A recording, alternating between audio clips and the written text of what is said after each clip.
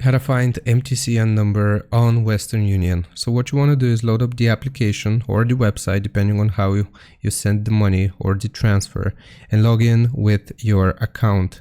Now right here we will select menu, and then we want to choose the option track transfer. Now to track a transfer, you will need to enter the 10 digits tracking number, MTCN. Where can I find the MTCN? If we select this option, it's going to show us this. If you send money at a Western Union location, you can find your MTCN on the printed receipt of the transfer.